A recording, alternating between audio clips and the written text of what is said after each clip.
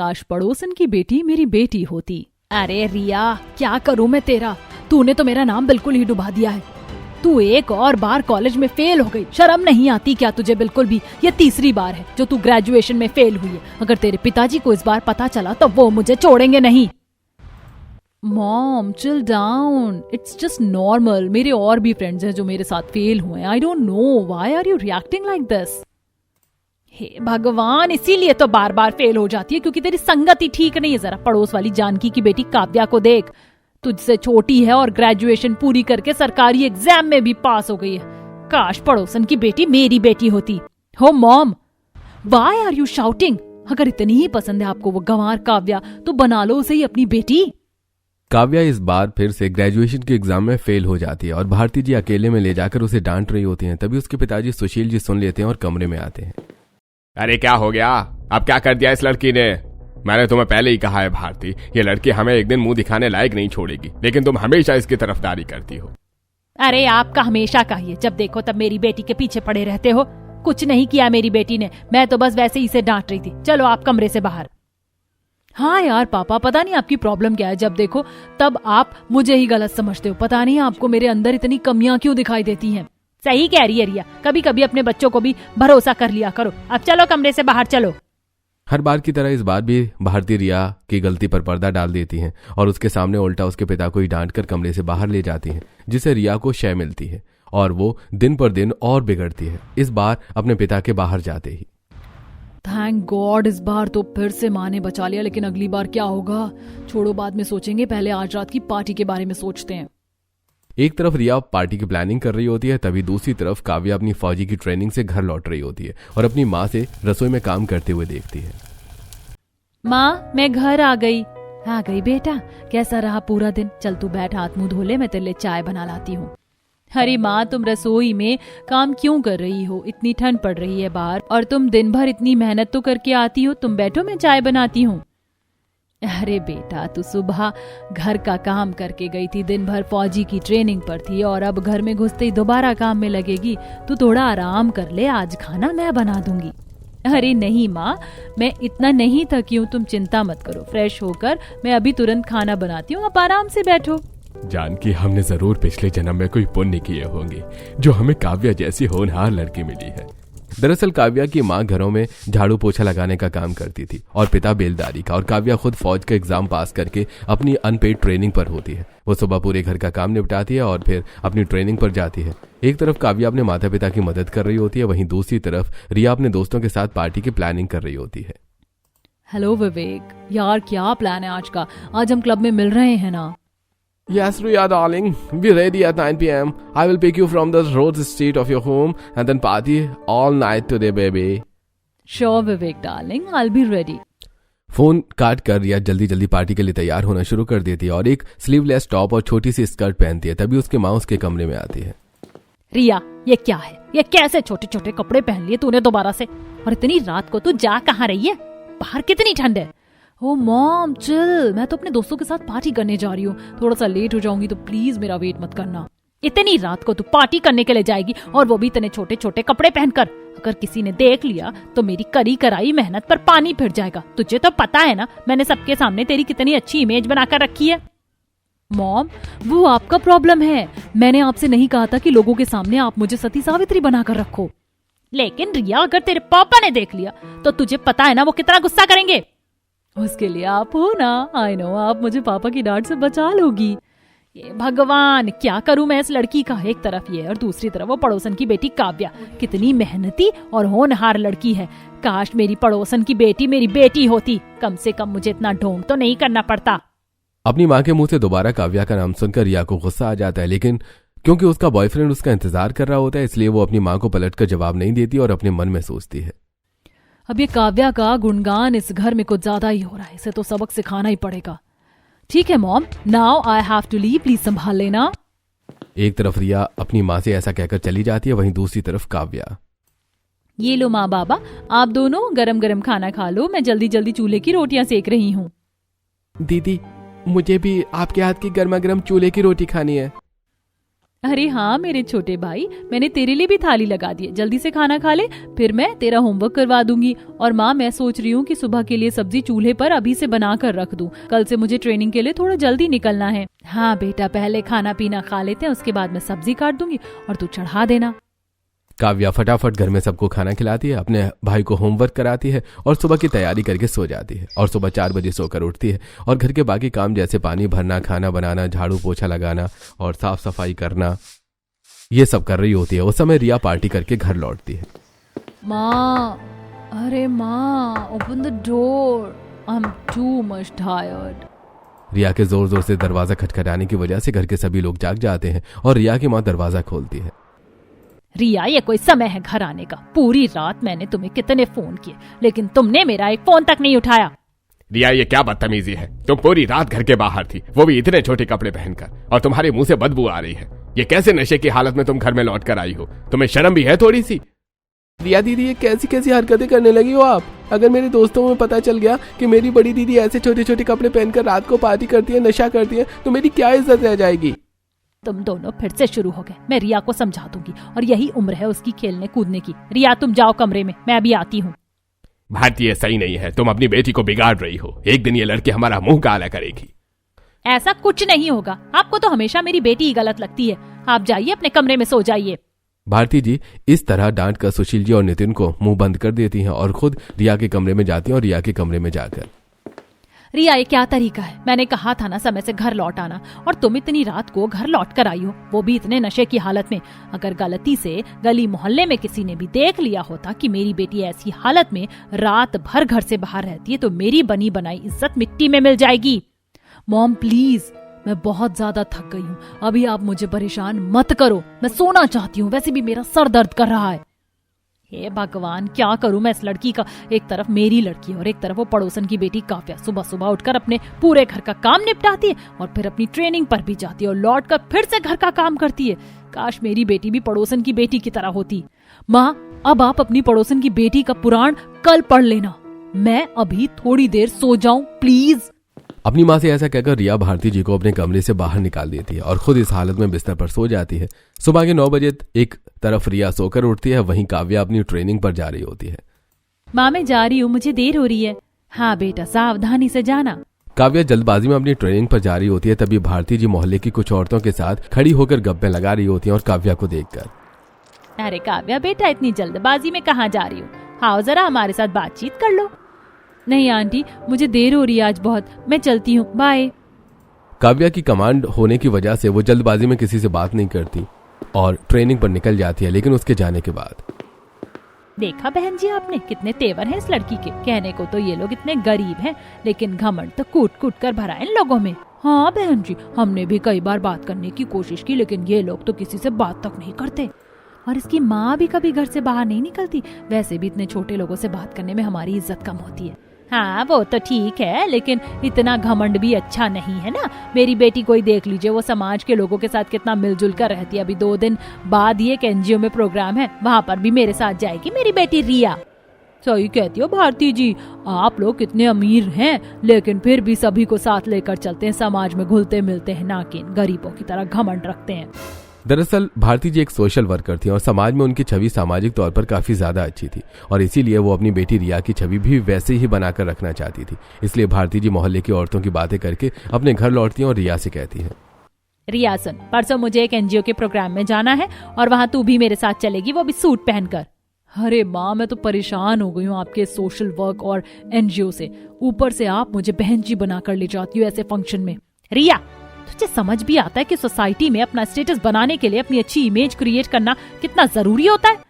हाँ तो माँ, उसके लिए मैंने अपना एक सोशल मीडिया पेज बना रखा है ना, जिस पर मैं एक सीधी सादी सती सावित्री इज्जतदार लड़की की तरह फ्लॉन्ट होती हूँ। उस पेज पर मेरे 1 मिलियन फॉलोवर्स भी हैं। हाँ तो कोई बात नहीं, मैंने कह दिया कि तू मेरे साथ चलेगी, तो बस कह दिया, अब मुझे कोई बहस नहीं चाहिए।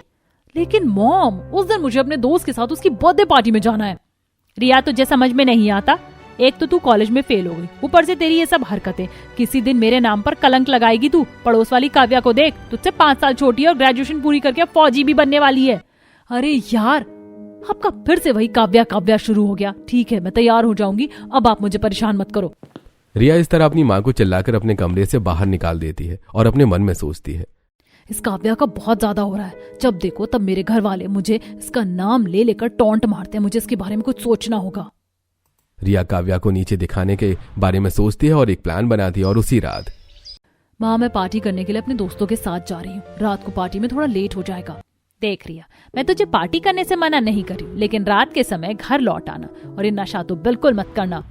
हाँ मॉम, आप टेंशन मत लो, मैं जल्दी लौट आऊंगी। भारती जी से ऐसा कहकर रिया पार्टी करने के लिए चली जाती है। और जब देर रात तक पार्टी करके अपने घर लौटती है तो भारती जी उसे उसके कमरे में ले जाकर डांट रही होती हैं। तभी रिया, अरे मॉम, आप तो हमेशा मुझे ही डांटती रहती हो। आपको क्या ही पता कि बाहर क्या हो रहा है। ये पड़ोस वाली काव्या जिसकी आप तारीफें करती रहती हो, ये भी उसी पार्टी में गई थी और वो भी अपने बॉयफ्रेंड के साथ। ये क्या कह रही है तू? मैं मान ही नहीं सकती। वो काव्या तो दिन भर फौजी की ट्रेनिंग में रहती है और रात को अपने घर में काम निपटा कर जल्दी सो जाती है। अरे माँ, आपके मन का वहम है। वो सबको दिखाने के लिए ऐसा करती है, लेकिन उसकी असलियत तो मैं बहुत अच्छे से जानती हूँ। अच्छा, तो ये सब चल रहा है। चलो अच्छा, अब मैं इस काव्या के बारे में लोगों को बताऊंगी और अपनी रिया की और ज्यादा तारीफ कर पाऊंगी। अरे मॉम, अब आप क्या सोचने लग गई? अब जाओ, मुझे सोना भी है। कुछ नहीं, तू जाकर सो जा। और याद है ना, कल एनजीओ के फंक्शन में जाना है। हाँ हाँ ठीक है, मैं आपके साथ चलूंगी। अपनी माँ को काव्या के बारे में भड़काकर रिया अपने कमरे में आ जाती है और खुद से कहती है, अब आएगा मजा। बहुत ज्यादा पड़ोसन की बेटी कर रही थी ना मेरी माँ। अब पता चलेगा इस काव्या को। तुझे तो मैं पूरे मोहल्ले में मुंह दिखाने लायक नहीं छोड़ूंगी। अपने मन में ऐसा सोचकर रिया सो जाती है। और अगले दिन सुबह सुबह भारती जी मंदिर जाती हैं। और जब मंदिर से अपनी पड़ोसन के साथ लौट रही होती हैं, तभी काव्या अपनी ट्रेनिंग पर जा रही होती है। काव्या को देखकर भारती जी, अरे सुष्मिता, पता है ये काव्या जैसी दिखती वैसी बिल्कुल भी नहीं है। क्या मतलब है तुम्हारा जैसी दिखती वैसी नहीं है? हाँ, मेरी रिया बता रही थी कि उसके दोस्तों ने इसे आधी रात को छोटे छोटे कपड़े पहनकर क्लब में पार्टी करते हुए देखा है। और तो और ये लड़की तो नशा भी करती है और इसका बॉयफ्रेंड भी है। अरे ऐसा कैसे हो सकता है? इसकी माँ तो मेरी सहेली के यहाँ काम करती है और इसी की माँ मेरी सहेली को बता रही थी कि काव्या तो बहुत ही गुणी और संस्कारी है और उसे घर में कोई काम नहीं करने देती। सुबह सारा काम करके जाती है और ट्रेनिंग से लौटकर फिर से घर का सारा काम निपटाती है और कुछ ही दिनों में उसकी पोस्टिंग भी हो जाएगी। अरे ये सब तो दिखावा है, दिखावा। असली सच्चाई तो आधी रात को बाहर निकलती है। कैसे लोग हैं ना आजकल के, जिनके खाने के दांत कुछ और दिखाने के कुछ और होते। इतनी गरीबी में भी इन लोगों के शौक देखो जरा। कैसे अपनी बेटी को दूसरों के सामने देवी बना कर रखा है और अंदर तो पता नहीं क्या क्या चल रहा है। वही तो। खैर हमें क्या, मुझे तो मेरी रिया से मतलब है। वो तो अभी भी मंदिर आने की जिद कर रही थी मेरे साथ। मैंने ही मना कर दिया कि बेटा तू अपनी पढ़ाई पर ध्यान दे। हाँ भारती जी, आप तो वाकई में बहुत ही सौभाग्यशाली हो जो आपको रिया जैसी बेटी मिली है। अपनी पड़ोसन से रिया के बारे में तारीफ सुनकर भारती जी खुश हो जाती हैं। लेकिन कहीं ना कहीं वो जानती हैं कि उनकी बेटी ही वास्तव में कितनी गलत है। लेकिन काव्या को बुरा बनाकर उन्हें संतुष्टि मिलती है और वो अपने घर आती हैं।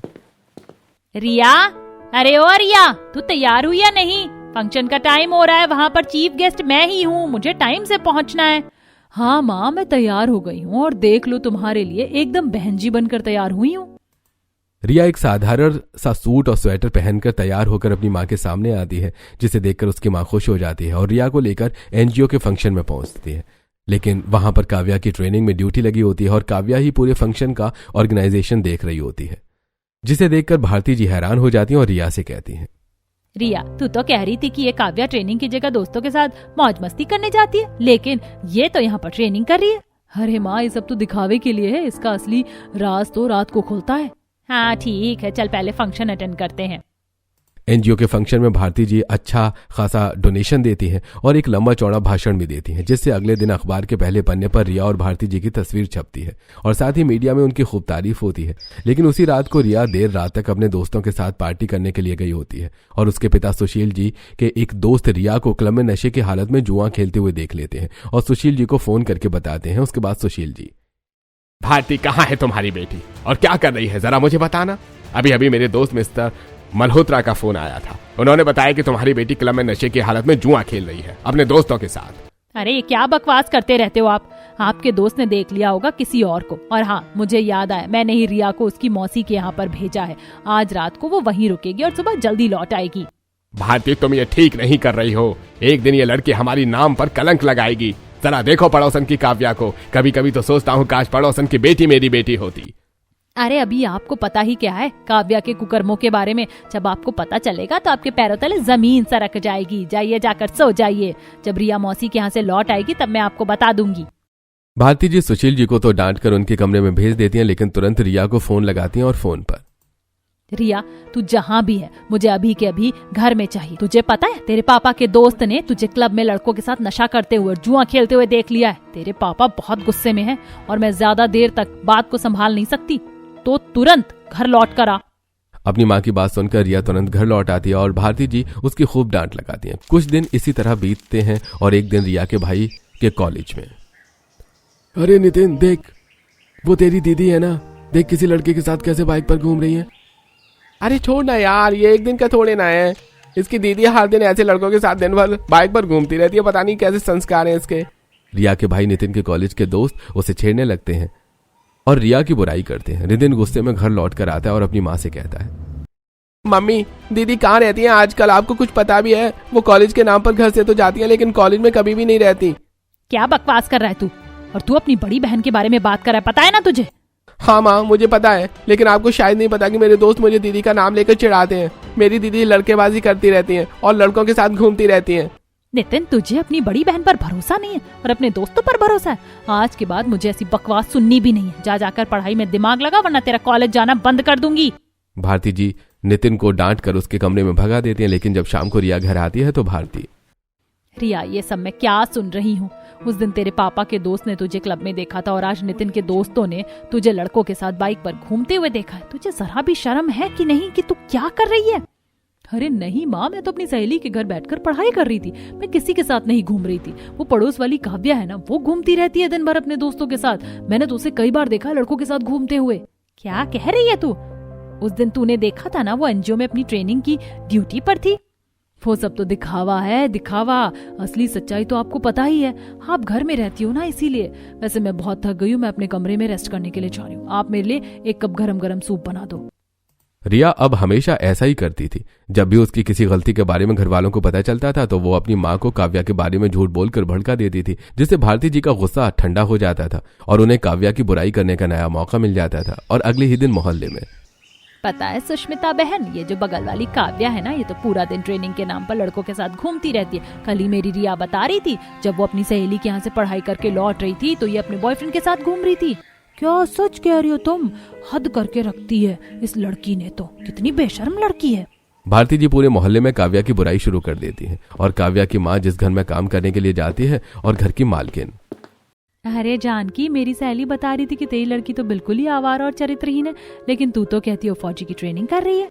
नहीं नहीं मालकिन, ऐसा नहीं हो सकता। मेरी काव्या तो बहुत ही गुणी संस्कारी है और अब तो उसकी ट्रेनिंग का रिजल्ट भी आने वाला है। देख जानकी, हम कुछ नहीं जानते। हमारे घर में भी जवान बेटा बेटी है और हम तुझे अब काम पर नहीं रख सकते, क्योंकि जब तेरी खुद की बेटी इतनी बिगड़ी हुई है तो तू कैसी ही होगी। इसीलिए कल से काम पर मत आना। मोहल्ले वालों की बातों में आकर मिसेस गुप्ता जानकी जी को काम से निकाल देती हैं और उसी शाम जब काव्या ट्रेनिंग से लौट कर आती है और अपने माता पिता को दुखी देखती है तो, अरे माँ पापा, आप लोग दुखी क्यों हैं? क्या हुआ? बेटा, मेरी मालकिन कह रही थी कि उनकी सहेली ने उन्हें बताया तो पूरे मोहल्ले में दिन भर लड़कों के साथ घूमती रहती है और पूरे मोहल्ले में तेरी बुराइयां हो रही हैं। अरे माँ, लोगों का काम ही होता है कहना। आप लोग मेरे पास है ना, तो बस मेरे लिए वही काफी है। काव्या अपने माता पिता को समझाकर घर के कामों में लग जाती है। एक दो दिन ऐसे ही बीत जाते हैं। एक शाम रिया अपने बॉयफ्रेंड विवेक के साथ बात कर रही होती है। रिया, ये फोटो देख, कैसी लग रही है? अरे तो दुबई का बुर्ज खलीफा है और हम दोनों उसके पास खड़े हैं, लेकिन हम तो कभी बुर्ज खलीफा गए ही नहीं। हो गई ना हैरान? देख, ये फोटो मैंने एआई को प्रॉम्प्ट देकर बनवाई है। अब हम किसी की भी कैसे भी फोटो बना सकते हैं। मतलब तुम जिसकी चाहो उसकी कैसे भी फोटो बनवा सकते हो?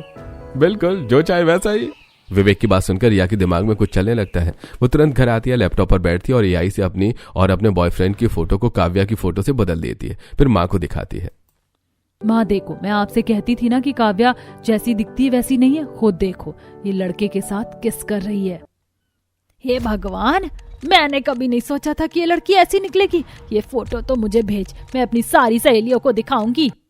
भारती जी काव्या की एआई वाली फेक फोटो को पूरे मोहल्ले में दिखाकर उसकी बदनामी करती हैं। उसी समय 26 जनवरी की तैयारी चल रही होती है। काव्या को परेड ट्रेनिंग में ज्यादा समय देना पड़ता है। ट्रेनिंग से लौटकर जब काव्या घर पहुंचती है तो उसके माँ बाप रो रहे होते हैं। काव्या, हम तुम पर कितना भरोसा करते थे और तुमने हमारे भरोसे का ये सलाह दिया। पापा, मैंने क्या किया? देखो दीदी, पूरे मोहल्ले में आपकी ऐसी तस्वीर घूम रही है, आप किसी लड़के के साथ घूमती फिर रही हो। काव्या जब फोटो देखती है तो स्तब्ध रह जाती है। दरअसल उसी दिन उसकी ट्रेनिंग का रिजल्ट आया था। वो पास हो चुकी थी और ज्वाइनिंग लेटर भी मिल गया था, लेकिन वो ये बात माता पिता को उस दिन नहीं बता पाती। अगले दिन सुबह 26 जनवरी को प्रोग्राम था जिसमें काव्या और रिया के माता पिता भी इन्वाइटेड थे। तभी प्रोग्राम के दौरान अचानक चीखें गूंजती हैं। बचाओ बचाओ, यहाँ आग लग गई, किसी ने पटाखा जला दिया। पंडाल में आग लग जाती है। कुछ बच्चे फंस जाते हैं। काव्या बिना अपनी जान की परवाह किए आग में कूदती है और बच्चों को बचा लेती है। आज के जमाने में हमारे देश को ऐसे ही बहादुर ऑफिसर्स की जरूरत है। काव्या, तुम आज से ही अपनी ड्यूटी ज्वाइन कर सकती हो और मैं चाहता हूं कि आज की फ्लैग होस्टिंग तुम अपने हाथों से करो। काव्या को फ्लैग होस्टिंग का मौका मिलता है। पूरा मंच तालियों से गूंज उठता है। काव्या के घर वाले गर्व से भर जाते हैं। जैसे ही फ्लैग होस्टिंग खत्म होती है, कुछ पुलिस ऑफिसर्स काव्या के पास आते हैं और डॉक्यूमेंट दिखाते हैं। काव्या स्टेज पर माइक लेकर बोलती है। मैं आप सबको कुछ बताना चाहती हूँ। कल ही मेरे बारे में किसी ने एआई से बनी फेक फोटो बनाकर मेरी बदनामी करने की कोशिश की, लेकिन कल ही मेरा ज्वाइनिंग लेटर आ गया था और पुलिस की पावर भी मेरे पास आ चुकी थी। इसीलिए मैंने ऑफिसर से कहा था कि इस साजिश के पीछे कौन है पता लगाइए, और अब सच्चाई सामने आ गई है। काव्या की बात सुनकर रिया डर जाती है और भागने की कोशिश करती है। रोको इसे, यही लड़की है इस सबकी जिम्मेदार। मेरी बेटी? तो मेरी बेटी पर इल्जाम क्यों लगा रही हो? तुझे पता है मैं अभी क्या कर सकती हूँ? पुलिस ऑफिसर आगे बढ़ते हैं और रिया को पकड़ लेते हैं। मुझे माफ कर दीजिए आप लोग। दरअसल मेरे घर वाले हमेशा काव्या काव्या का नाम जपते रहते थे। गुस्से में मैंने ये सब किया, मुझे माफ कर दो। देखा भारती जी, तुम्हारी वजह से हमारी लड़की बिगड़ गई। अब हमें कहीं मुंह दिखाने लायक नहीं छोड़ा।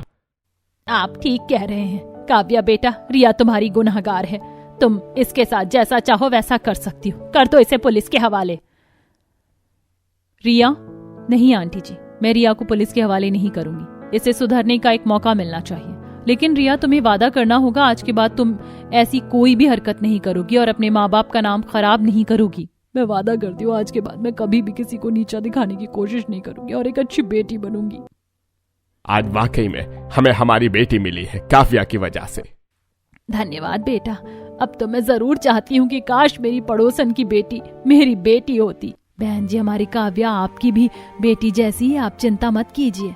काव्या की बात सुनकर पूरा मंच तालियों से गूंज उठता है। काव्या की बहादुरी और नेकी की सब तारीफ करते हैं।